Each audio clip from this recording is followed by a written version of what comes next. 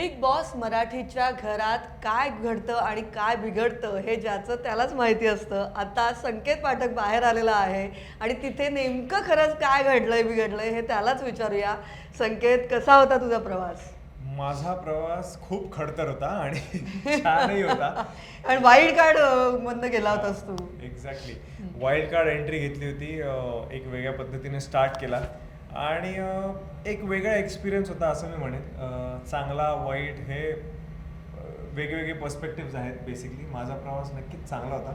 नवीन गोष्टी शिकायला मिळाल्या, नवीन गोष्टी करायला मिळाल्या आणि एक जो आपला जगाकडे बघायचा पर्स्पेक्टिव्ह असतो किंवा घरातल्यांकडे बघायचा पर्स्पेक्टिव्ह असतो तिथे बिग बॉसच्या घरामध्ये, तो पण बऱ्यापैकी बदलला. त्यामुळे बाहेरून जसं दिसतं तसं नसतं हे तिकडे आत गेल्यावर कळलं. कारण खरं तर तुला एक चान्स होता की तू आधीच घरच्यांचे स्वभाव बघून मग आत गेला होतास. हो. म्हणजे वाईल्ड कार्ड एंट्रीला एक ते थोडंसं बेनिफिट मिळतं. Right. पण तरीही आत गेल्यावर अर्थातच बरेच पत्ते बदलले, बऱ्याच गोष्टी बदलल्या. तर ते सगळं तुला गेल्यावर वेगळे नवीन धक्के मिळाले, ते काय होते?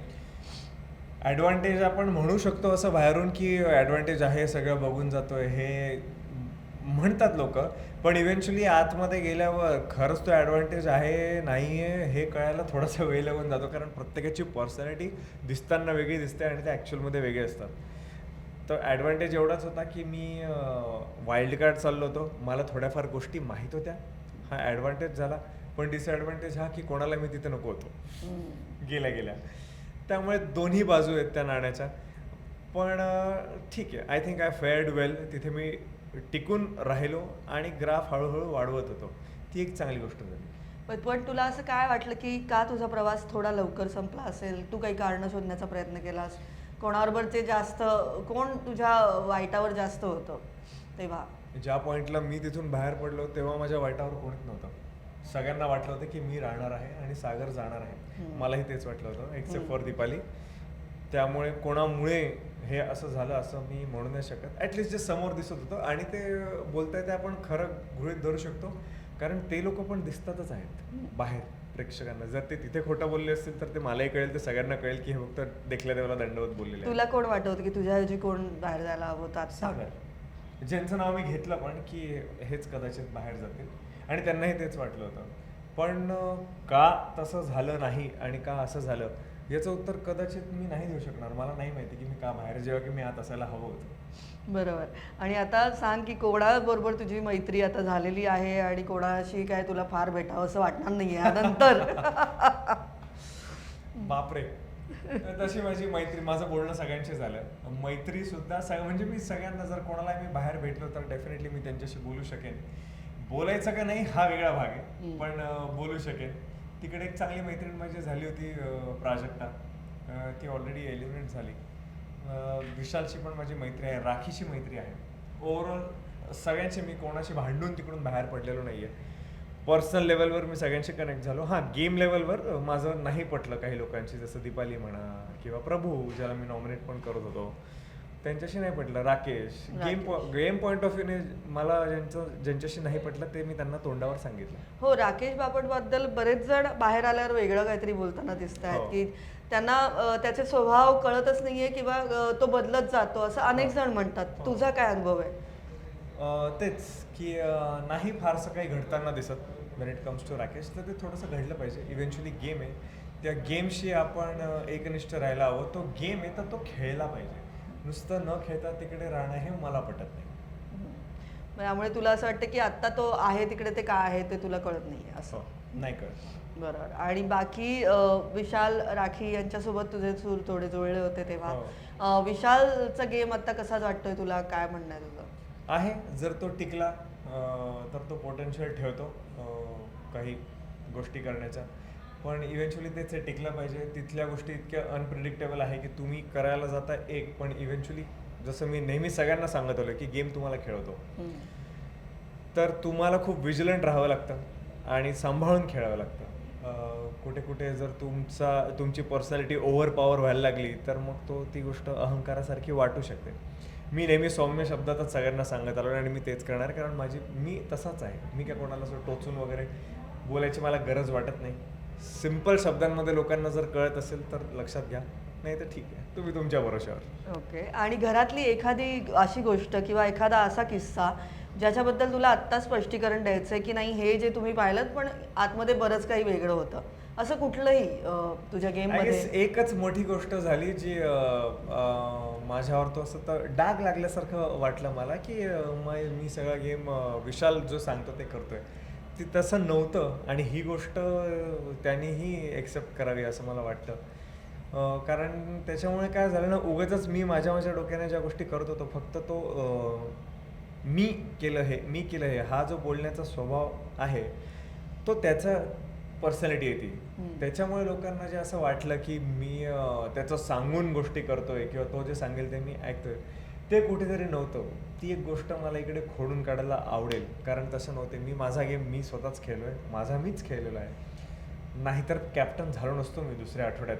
नाहीतर मी नॉमिनेशन स्वतः माझं लेटर देऊन नॉमिनेट होऊन मी नॉमिनेशनमधून सेफ नसतो झालो कदाचित. तर हे फॅक्टर्स आहेत जे मोजले गेले पाहिजे, जे मोजले नाही जातात. फक्तच लांछन लावायचं म्हणून लावलं गेलं किंवा कन्सिडर करायचं म्हणून अरे हा तर याचं सांगितलेलं ऐकतो, मग तसं झालं नसतं. आणि तन्वीचा सध्याचा गेम कसा वाटतोय तुला? काय कशा पद्धतीने ती पुढे जातेच आहे कारण त्या निमित्ताने? स्लो आहे. फार स्ट्रगल याचं दिसत नाही आहे कारण काही लिमिटेशन्स आहेत ऑब्व्हियसली. पण चालू आहे गेम, नाही चालू आहे असं नाही म्हणत. बोलण्यातून म्हणा, टास्कमध्ये जितकं तिला करता येईल तितकं ती करते आहे.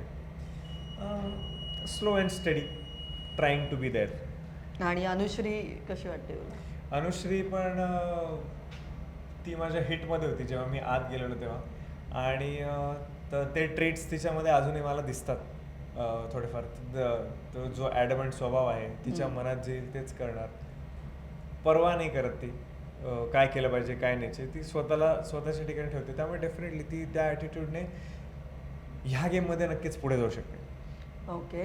आणि आता एक छान मोमेंट पण पाहायला मिळाला जेव्हा घरचे आले होते हां. तेव्हा सगळेच तुम्ही इमोशनल झाला होतात. Right. तर तेव्हा काय वाटलं होतं? तेव्हा खरंच मला आनंद झालेला, कारण खूप वर्षांनी आम्ही एकमेकांपासून लांब राहत होतो. आणि तो एक खूप इंटिमेट मोमेंट होता. त्यामुळे लोकांना काही वाटलं असेल पण त्याच्यामधली डेप्थ आय गेस एका नवरा बायकोलाच कळू शकते किंवा जे पार्टनर्स असतात त्यांनाच त्याची ग्रॅव्हिटी समजू शकते असं मला वाटतं. त्यामुळे ती गोष्ट रिअलच होती आहे आणि राहणार. त्यामुळे त्याच्याबद्दल मला क्लॅरिफिकेशन द्यावंसं वाटत नाही आणि म्हणून मी काही देणार नाही. आणि तुझ्या घरातला हॅपीएस्ट मोमेंट काय होता? सर्वात तुला काहीतरी भारी वाटलं, छान वाटलं असं काय झालं? मी सेकंड आठवड्यातच मी कॅप्टन झालो. हा. कुठला पाहिजे सेकंड आठवड्यात कॅप्टन होतो. राईट. इतका जीव काढून, इतक्या जखमा खाऊन, इतकी बोलणी खाऊन, तो जो मी कॅप्टन झालेलो प्रचंड मला खूप छान वाटलेलं. आणि सर्वात टफेस्ट मोमेंट कोणता होता की तेव्हा वाटलं की जरा आता थोडं बिघडतंय सगळं? जेव्हा मला सांगितलं गेलं की तू 2.0 आहे कोणाचं तरी, तेव्हा मला नाही आवडलं ते. आणि त्याच्यावर मी काम करायला सुरुवात केली की नाही, असं नाही झालं पाहिजे.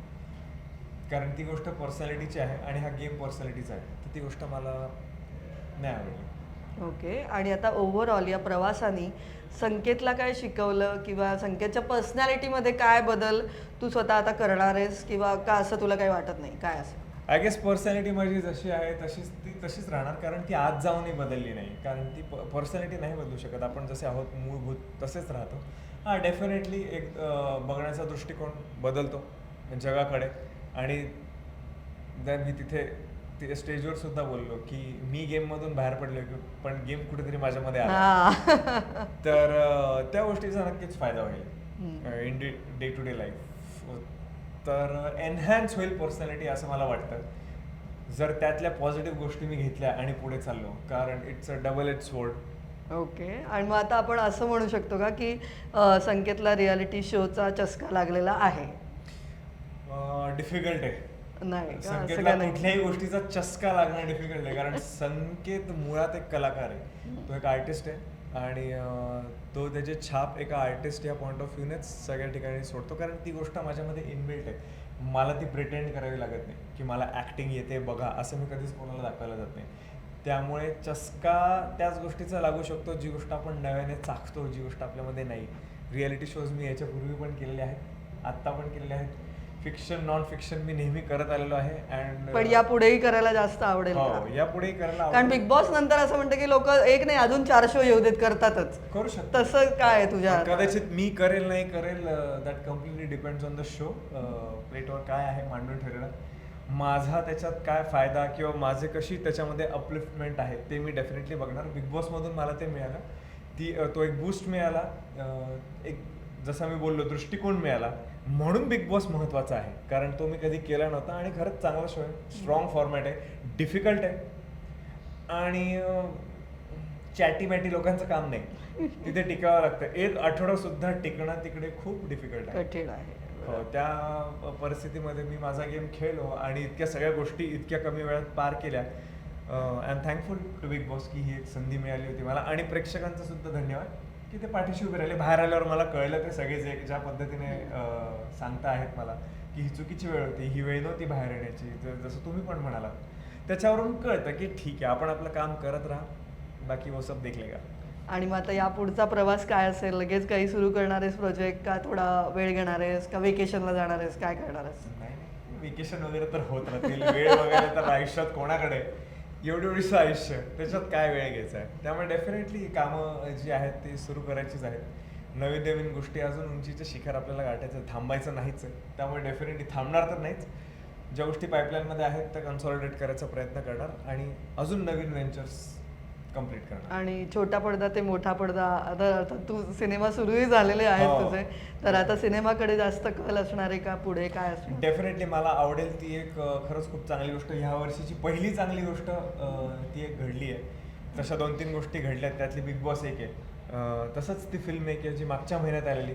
फेब्रुवारीमध्ये मी एक छान फिल्म केली साडेमाडे. छान लोकांबरोबर. मार्चमध्ये मी एक छान रियालिटी शो केला. एप्रिल माहिती नाही काय घेऊन येत आहे, but I am ready for it. Okay, waiting for the surprises. Yes, definitely. All the very best Sanket. Thank you so much.